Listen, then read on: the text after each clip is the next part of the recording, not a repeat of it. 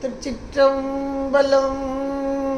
ஹர பார்வதி பதே. ஹர ஹர மகாதேவா. தென்னாடுடைய சிவனே போற்றி. எண்ணற்றவர்க்கும் இறைவா போற்றி. திருச்சிற்றம்பலம். ஒழியான திருமேனி உமிழ்தானோ மிகமேவும் கழிஞர வரும் யானை கடல் நாழும் மறவாமல் அழியாழு மலர் தூவும் அடியார்கள் உழமாற வெளியாகு வலிதாய வினை கூட நினையாவே. திருச்சிற்றம்பலம்.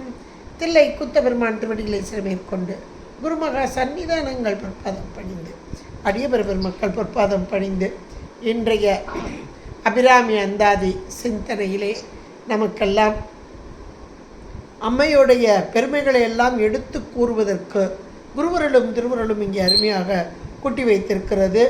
அதில் சென்ற வாரம் நம்ம 63வது பாடலை பார்த்தோம்.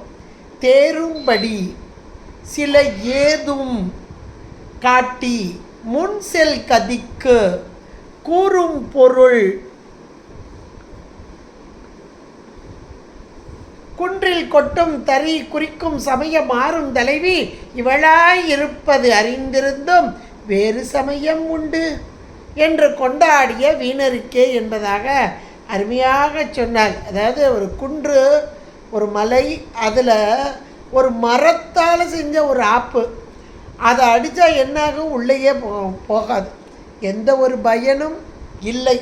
அதுபோல எப்படிப்பட்டவர்கள் இப்பேற்பட்ட அம்மை அபிராமி அம்மை எல்லா சமயத்துக்கும் 6 சமயத்திற்கும் இவளே தலைவி என்று இருக்கும் இந்த அம்மையை விட்டு வேறு தெய்வங்கள் உண்டு என்று வீணே செல்லக்கூடிய அவர்களுக்கு ஒரு ஏது காட்டி, அது உதாரணம்லாம் சொன்னால் கூட ஒன்றுமே அவர்களுக்கு புரிய போவது இல்லை, ஏற்றுக்கொள்வதும் இல்லை, அவர்கள் ஏற்றுக்கொள்வதும் இல்லை என்பதை இந்த பாடலில் 63வது பாடலில் அழகாக சொன்னார்.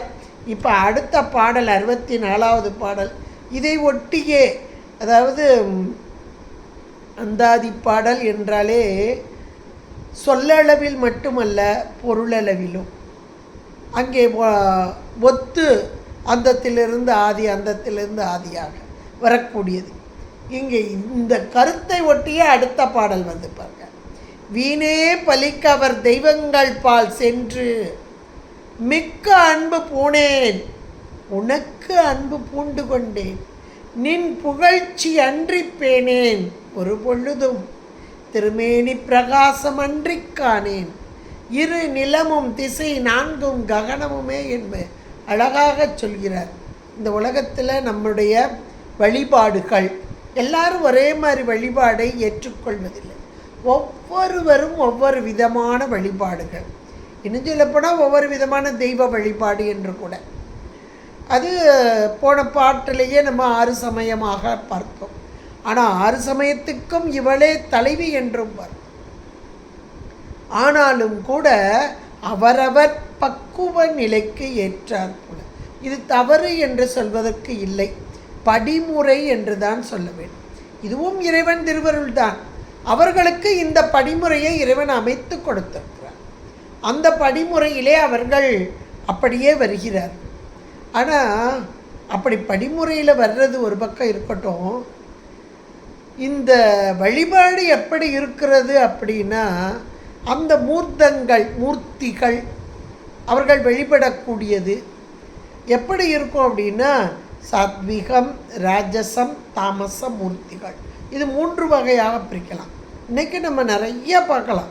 இதுக்கு காரணம் நம்முடைய குணவயம், நம்முடைய குணங்கள்.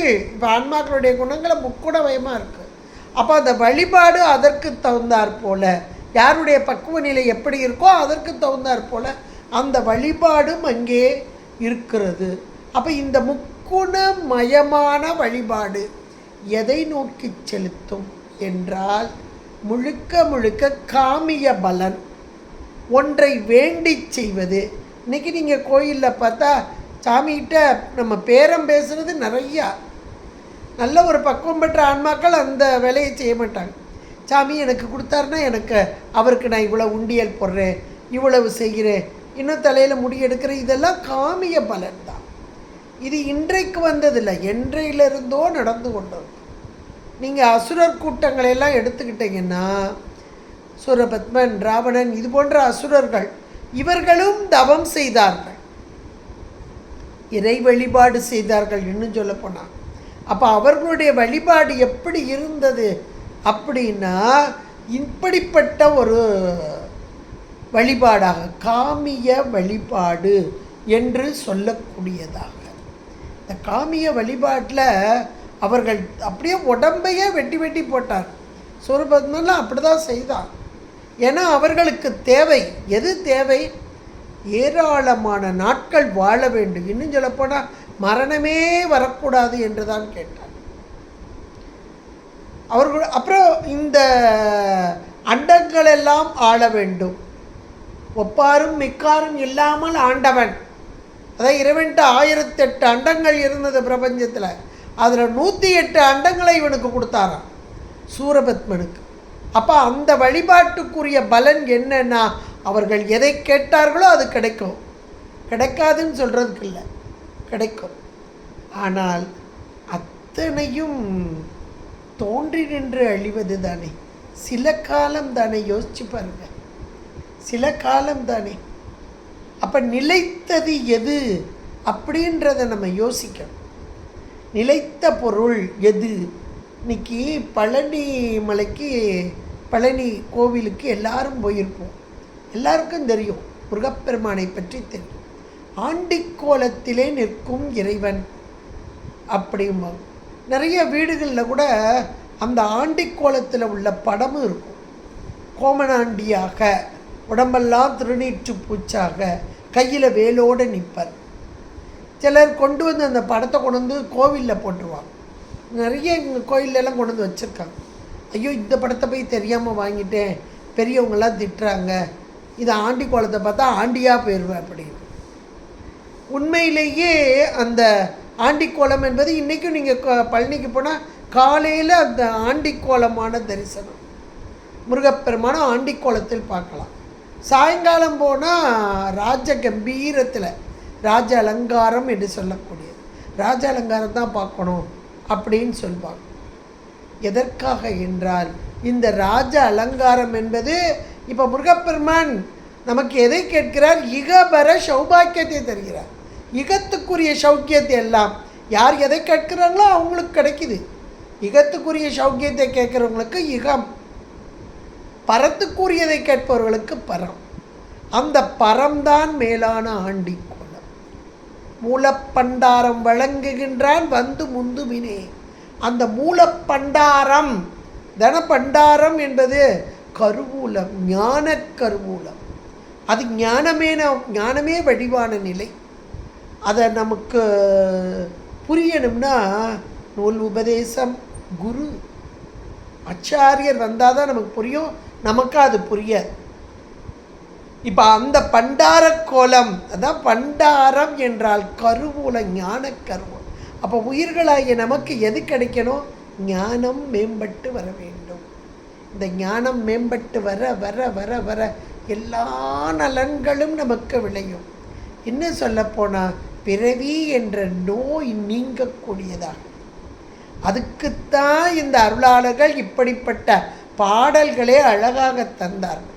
அதுலேயும் அபிராமிப்பட்டர் ஒரு தெய்வ வழிபாடு, அம்மையே கண்டு, கண்ணால் கண்டு, மனதால் நினைந்து, வாயால் புகழ்ந்து பாடி, மனம் வாக்கு காயம் மூன்றினாலும் வழிபாடு.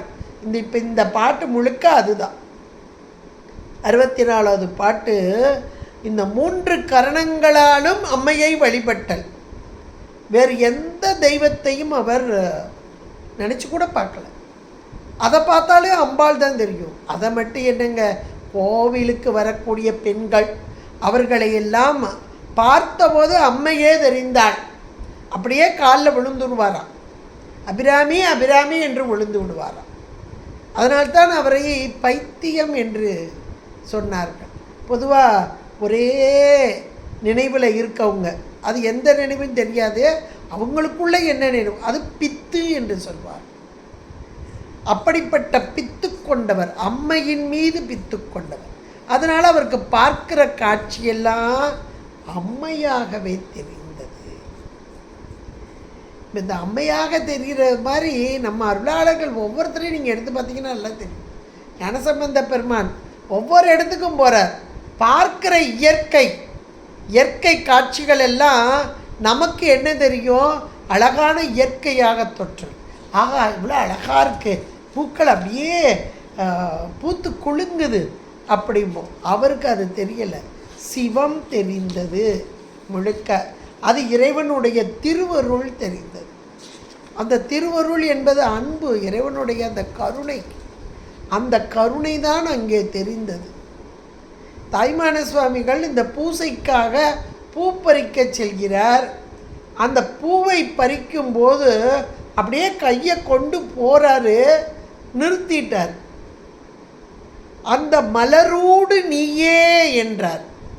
அந்த மலரிலே சிவத்தை கண்டார். மலரோடு நீயே. அப்போ அந்த மலர் தெரியலை, அதில் சிவம் தெரிந்தது. பார்த்த மாத்திரத்திலே நிறுத்தி கொண்டார். என்ன ஒரு தன்மை பாருங்கள். இதுதான் ஒரு தன்மைப்பட்டவர்கள். இந்த ஒரு தன்மைப்பட்டவர்களை நிறையா பார்க்கலாம். நீங்கள்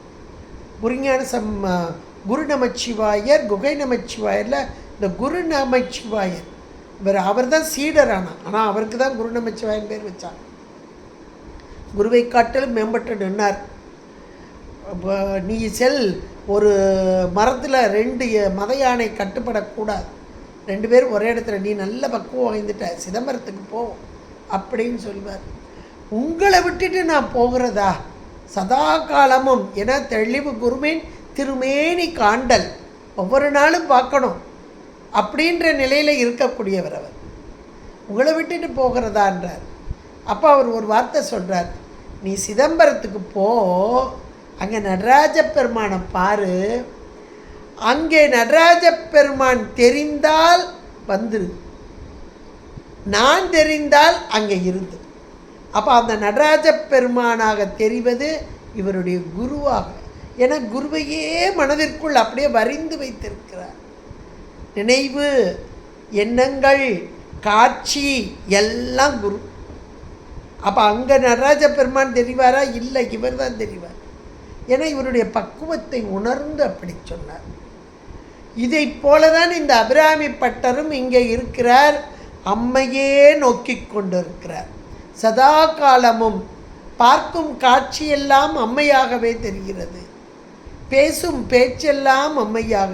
அதற்கு காரணம் உள்ளத்திலே விளைந்த அன்பு. அந்த அன்பு முருகி முருகி முருகி வார்த்தைகளெல்லாம் அதனாக.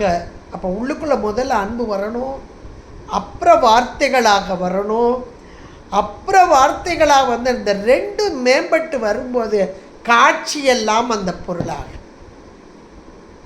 இப்போ நீங்கள் நல்லா நம்ம உலகையிலே பார்த்துட்டாலே குழந்தை மேலே ரொம்ப அன்பு சிலர் வச்சுருப்பாங்க, சிலர் கணவன் மேலே ரொம்ப அன்பு வச்சுருப்பாங்க.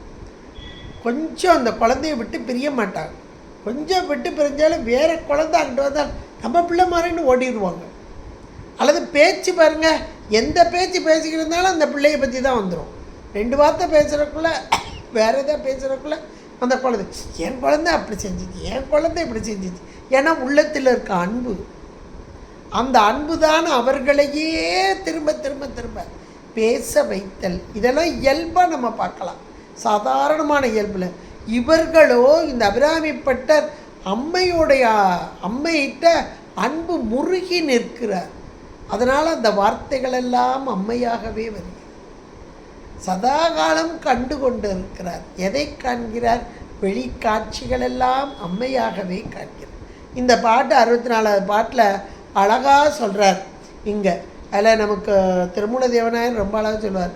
மரத்தை மறைத்தது மாமத யானை, மரத்துள் மறைந்தது மாமத யானை, பரத்தை மறைத்தது பார்முதல் பூதம், பரத்துள் மறைந்தது பார்முதல் பூதம். அருமையான ஒரு பாடல். மரத்தை மறைத்தது மத யானை. அதாவது ஒரு தச்சன் அழகான மரத்தில் யானை செய்கிறான், அழகாக செய்கிறான். இப்போ இந்த குழந்தை அதை பார்க்கும்போது அது மரத்தால் செஞ்சது. ஆனால் இந்த குழந்தைக்கு காட்சி எப்படிப்படுது? யானை யானை யானைன்னு சந்தோஷப்படுது, யானையாகவே காண்கிறது. மரம் மறைக்கப்பட்டது, யானை காட்சிப்படுகிறது. ஆனால் இன்னொருத்தன் கொஞ்சம் ஆராய்ச்சி நுணுக்கம் உள்ளவன், அவன் இன்னொரு தச்சனாக கூட இருக்கலாம். ஆகா, என்ன அழகாக செஞ்சுருக்கானப்பா தச்சன், எவ்வளோ நுணுக்கமாக செஞ்சுருக்கான் அப்படின்னு ஆராய்ந்து நுணுகி அந்த மரத்தை காண்கிறான். குழந்தையோ அந்த மரத்திற்குள் இருந்த யானையை காண்கிறது. ஆனால் தச்சனோ ஆராய்ந்து அந்த மரத்தை காண்கிறான், அந்த செயல் நுட்பத்தை காண்கிறார். அதைத்தான் அதை சொன்னார். இதை சொல்லி ஒரு அருமையான ஒரு கான்செப்டை கொண்டு வர்றாரு. பரத்தை மறைத்தது பார் முதல் பூதம். இந்த பார் உலகமானது ஐம்பூதங்களால் ஆனது. இந்த ஐம்பூதங்களும் முழுக்க யாரால் செய்யப்பட்டது? இறைவனால் செய்யப்பட்டது. இன்றைக்கு நமக்கு காட்சிப்படுகிறது. அப்பா வானம் என்ன அழகாக இருக்குது பாரு அப்படிங்கிறோம்.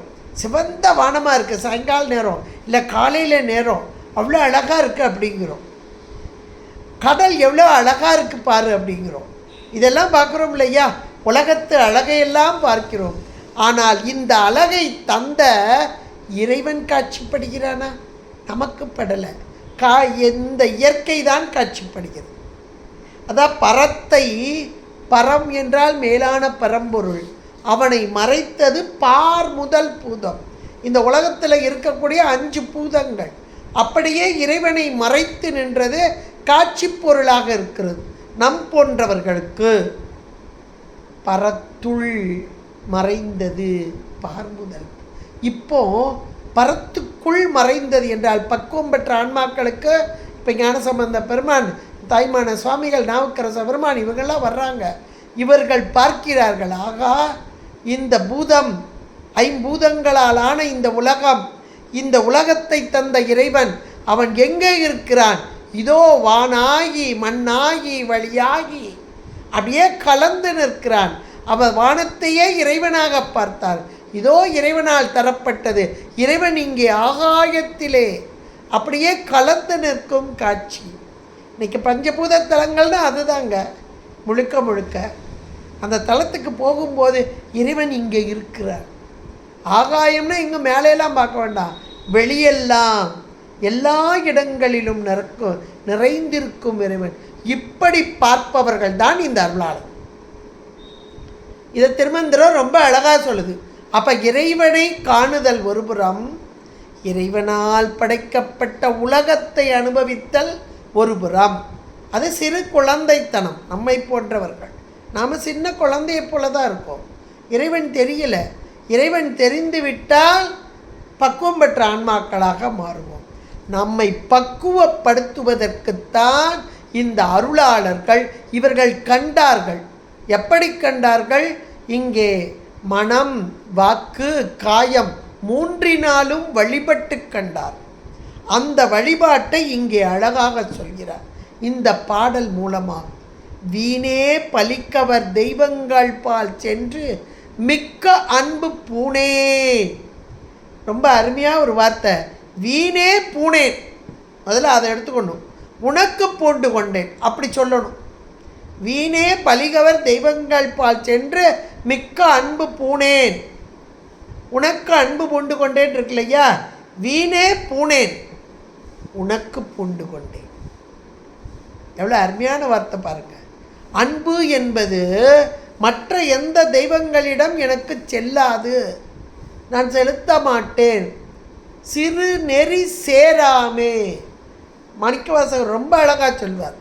ஏன்னா இவைகளெல்லாம் நம்ம காமிய பலன் என்று சொல்லக்கூடிய இந்த உலகத்திற்கு மீண்டும் மீண்டும் பிறப்பிற்குத்தான் இட்டு செல்லும்.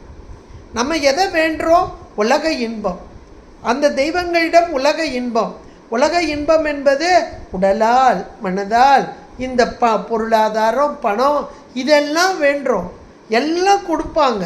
ஆனால் அது அத்தனையும் மீண்டும் மீண்டும் பிறவியல்லவா கொடுத்து விடும், அஞ்ஞானத்தில் அல்லவா மூழ்கி விடுவோம்.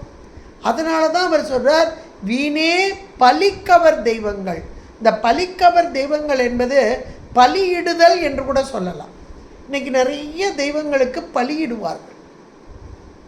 இன்னும் சொல்லப்போனால் பலியிடுதல் என்பது அந்த காலம்தான் இந்த காலம்தான் அதெல்லாம் நமக்கு தெரியாது.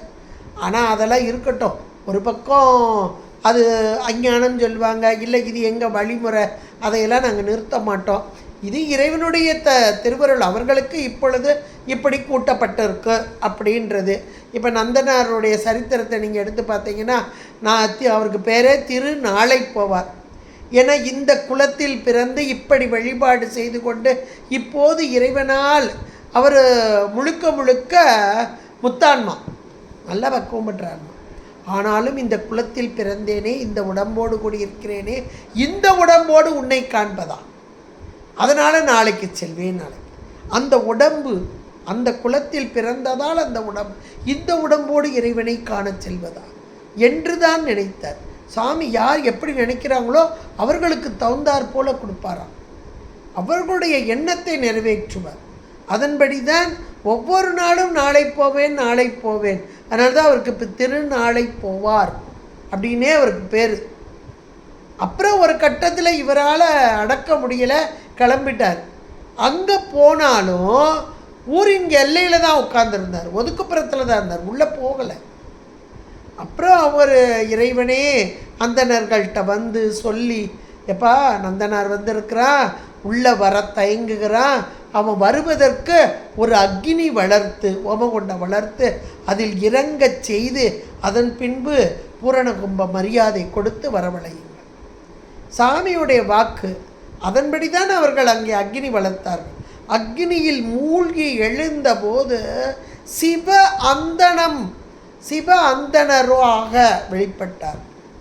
ஏன்னா அந்த உடம்போடு நான் உன்னை வந்து பார்க்கக்கூடாதுன்னு சொன்னார் இல்லையா, அவருடைய விருப்பத்தை இறைவன் நிறைவேற்றி. என்ன ஒரு அன்பு பாருங்கள். இதுக்கெல்லாம் காரணம் உள்ளத்துக்குள்ளே இருக்க அன்பு, இறைவன் மீது கொண்ட அன்பு. இந்த இடத்துல அதைத்தான் சொல்கிறார், வீணே பலிக்கவர் தெய்வங்கள் பால் சென்று மிக்க அன்பு பூனேன் அப்படின்னு. எவ்வளோ அழகா. ஏன்னா இவர் வந்து கோவிலில் அப்படி உட்காந்துருப்பாராம், அம்பாள் கிட்ட அப்படி உட்காந்துருப்பார். உட்காந்துருக்கும் போது அங்கே இருந்து பார்க்குறவங்கெல்லாம் இவன் சாமிக்கோ அம்பாளை வணங்குறான், ஆனாலும் கூட ஏதோ துர்தேவதையை நினச்சிட்டு இப்படி பைத்திய மாதிரி இருக்கான் அப்படின்னு சொல்லுவாங்களாம். அவங்கக்கிட்ட இவர் எதிர்த்தெல்லாம் பேசலை, சண்டை போடலை. அவங்க என்ன சொன்னாலும் அதை கண்டுக்கிடவும் இல்லை. எப்படியும் பழித்து போகட்டும், எனக்கு வேண்டியது என் அன்னை, அந்த அன்னையின் நினைவு, அதன் மீது நான் கொண்ட அன்பு. அப்படித்தான் இவர் வாழ்ந்தார் அபிராமிப்பட்டர். ஆனாலும் கூட இந்த வார்த்தைகளில் கொண்டு வர்றார். அபிராமி சமயம் நன்றே என்று ஒரு பாடலில் உறுதியோடு சொன்னவர், அந்த உபாசனையில் இருந்தவர். அப்போ அந்த பலிகவரும் துர்தேவதைகள் அப்படி வழிபடுவதாக இந்த உலகம் என்னை நினைக்கிறதே அப்படின்னு அவர் மனதிற்குள் வருத்தப்பட்டாலும் கூட யாரிடமும் கடிந்து கொள்ளவில்லை. மேலான அம்மையை வழிபட்டு, எப்பேற்பட்ட அம்மை லலிதாம்பிகையாக, எப்படிப்பட்ட மேலான தெய்வமாக இருந்து நமக்கெல்லாம் அருள் பாலிப்பவள், இவளை விட்டு இந்த தேவதை அந்த சிறு தெய்வ வழிபாட்டிலே இருக்கிறார்களே என்று மனம் வெதும்புவார். அவர்களுக்காக சொல்லப்பட்ட வார்த்தை தான் இது. வீணே பலிக்கவர் தெய்வங்கள் பால் சென்று மிக்க அன்பு பூனேன். இன்றைக்கி நீங்கள் கோயிலுக்குள்ளே போனீங்கன்னா பலிபீடம்னு ஒன்று இருக்கும், எல்லாரும் பார்க்கலாம். பலிபீடம், கொடிமரம், பலிபீடம், நந்தி, இது மூணும் நம்ம சிவாலயத்தில் இருக்கும். மற்ற கோயில்களையும் இருக்குது, கொடிமரம் இருக்கும், பலிபீடம் இருக்கும், அந்தந்த தேவதைக்குரிய ஒரு இது இருக்கும், வாகனமும் இருக்கும், எல்லாமே இருக்கும், எல்லா இடத்துலையும் இருக்கும். அப்போ பலிபீடம் என்பது ஆடு மாடு பலியிடுவது அல்ல. நம்ம முதல்ல அதை நம்ம மனசுக்குள்ளே வச்சுக்கிடணும். அப்போ பலிபீடத்துக்கு முன்பாக நின்று நம்ம அப்படியே விழுந்து வணங்க வேண்டும் என்று சொல்வார்கள். அந்த கொடிமரத்துக்கு பின்னாடி அல்லது பலிபீடத்துக்கு முன்னாடி நின்று வழிபடணும். அப்போ வழிபடுதல் என்பது இதோ என்னுடைய யான் எனது என்ற அகங்கார மமகாரம் இதை பலி கொடுத்தேன் அப்படின்ற உணர்வோடு இப்போ கோயிலுக்குள்ளே போனால் இறைவன் ஐயப்பப்பா வந்த அப்படின்னு கேட்டுருவார். இப்போ அதை ரொம்ப அழகாக வீணே பலியவர் தெய்வங்கள் பால் சென்று மிக்க அன்பு போனேன். அப்போ அன்பு என்பது இந்த ஒரு தெய்வ வழிபாட்டிலே மேலான அம்மையிடம் சென்று அப்போ அன்பு, அந்த அன்பு முருகுது. அந்த அன்பு முருக முருக முருக வார்த்தைகளெல்லாம் அங்கே அம்மையை பற்றியே வருகிறது.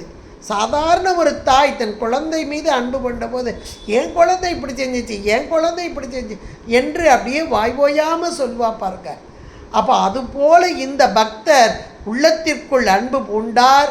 அதனால் வார்த்தைகளெல்லாம் அம்மையை பற்றியே வந்தது. நின் புகழ்ச்சி அன்றி பேனேன் ஒரு பொழுதும். சதா காலமும் அம்மையை பற்றியே புகழான வார்த்தைகளை எடுத்து சொல். அந்த அன்புனால தான் அந்த வார்த்தைகள் வெளியே வரும். அப்போ முதல்ல மனம், அதில் அன்பு நிறைந்தது. அடுத்து வார்த்தைகள், அந்த வார்த்தைகளில் அப்படியே மேலான அந்த அன்பின் வெளிப்பாடு தெரிகிறது. வார்த்தைகளில் அன்பின் வெளிப்பாடு தெரிகிறது. இந்த முக்கரணங்களால் வழிபடுன்றது அதுதான். அடுத்து மூணாவது தான், முதல்ல அன்பு, அப்புறம் வார்த்தைகள். நின் புகழ்ச்சியன்றி பேனேன் ஒரு பொழுது. அடுத்து திருமேனி பிரகாசம் அன்றி காணேன். அப்போ திருமேனி பிரகாசம் என்பது அம்மையுடைய அந்த திருமேனியே சதா காலமும் மனதிற்குள் இருப்பதால், தியான பொருளாக இருப்பதால் வெளியே பார்க்கும் காட்சியெல்லாம் என்ன காட்சியெல்லாம்? இருநிலமும் திசை நான்கும் ககனமும். வானு மண்ணு எல்லாம் சுற்றி இருக்க திசை, அதில் இருக்க பொருள் எல்லாமே அம்மையாகவே தென்படுகிறது. அப்போ மனம், வாக்கு, காயம் மூன்றினாலும் இங்கே அழகாக சொல்லப்படுகிறது. அன்பு பூணுதல் என்பது உள்ளத்தின் செயலாக, புகழ்ச்சி என்பது வாக்கின் செயலாக, இந்த பிரகாசத்தை காணுதல் என்பது உடம்பின் செயலாக, முக்கரண வழிபாட்டையும் இந்த ஒரு பாடலிலே அபிராமிப்பட்டர் நம் பொருட்டு கொடுக்கிறார். ஏன்னா அம்பாள் உபாச்சகர்கள்லேயே 2 வகையாக இருப்பார்கள். ஒன்று வாமசாரம் அப்படிம்பாங்க, அது தாமத குண வழிபாடு. அது பொதுவாக நம்ம நாட்டில் ரொம்ப கிடையாது, வடக்க அதிகமாக உண்டு இந்த வாமசார வழிபாடு. அதுலேயும் கூட இன்னும் சிறப்பாக வங்காளத்தில் அது ரொம்ப ரொம்ப அதிகமாக உண்டு இந்த வாமசார வழிபாடு. இது காமிய வழிபாடு. பள்ளிக்கூடத்துலேருந்து நிறைய ஒரு மாதிரி அது போகும் காமிய வழிபாட்டில். அது நம்ம நாட்டில் ரொம்ப கிடையாது, ஒரு சில இடங்களில் வேணால் இருக்கலாம். ஆனால் நம்முடைய நாட்டில் இருப்பது ஸ்ரீவித்யா உபாச்சனை ஞான வழிபாடு. 2க்கும் ரொம்ப வேறுபாடு இருக்குங்க. ஞானத்தையே தரக்கூடிய அம்மை, இவளை ஞானத்தால் வழிபடுதல், இது ஸ்ரீவித்யா உபாச்சகர்கள் என்று சொல்லக்கூடியது. அப்போ இந்த ஸ்ரீவித்யா உபாச்சகர்கள் அந்த உபாச்சனை அம்மையை வழிபாடு செய்தால் நமக்கு கிடைப்பது மேலான ஞானம். ஞானத்தை கொடுத்து அல்லாது மோட்சத்தை கொடாது. நமக்கு சாத்திரம் மிக அழகாக சொல்கிறது. அந்த ஞானத்தை தருபவள் அம்மையே. அந்த அம்மையை ஞான வழிபாட்டினால், எப்படிப்பட்ட ஞான வழிபாடு? மனம், வாக்கு, காயம் என்ற 3 கரணங்களும் இவளையே வழிபாடு செய்ய வேண்டும் என்பதற்காக அவர் அப்படி செய்தார். நமக்கும் வழியை காட்டினார்.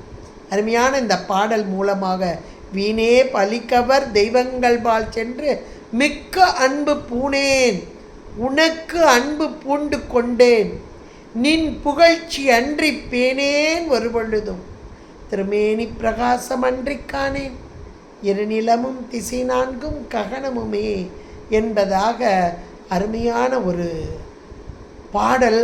அதாவது அன்பு முருகி மேலாக நிற்கும் அந்த நிலை, அவர் நின்ற நிலையை நமக்கு படம் பிடித்து காண்பிக்கிறார். இந்த பாடல் மூலமாக நமக்கு படம் பிடித்து காண்பிக்கிறார் அபிராமிப்பட்டர். அபிராமி அந்தாதியிலே 64வது பாடலாக அமைந்துள்ளது. இதனை சிந்திப்பதற்கு இன்றைக்கு திருவருளும் குருவருளும் நமக்கு கூட்டியமைக்க திருவருளுக்கும் குருவருளுக்கும் நன்றி கூறி கேட்டு அமைந்த அனைவரின் பொற்பாதம் பணிந்து உங்களிடமிருந்து விடைபெறுகிறேன். நன்றி, வணக்கம். திருச்சிற்றம்பலம். அரர்ம பார்வதீபதே அரர மகாதேவா. தென்னாடுடைய சிவனே போற்றி, எந்நாட்டவர்க்கும் இறைவா போற்றி. திருச்சிற்றம்பலம்.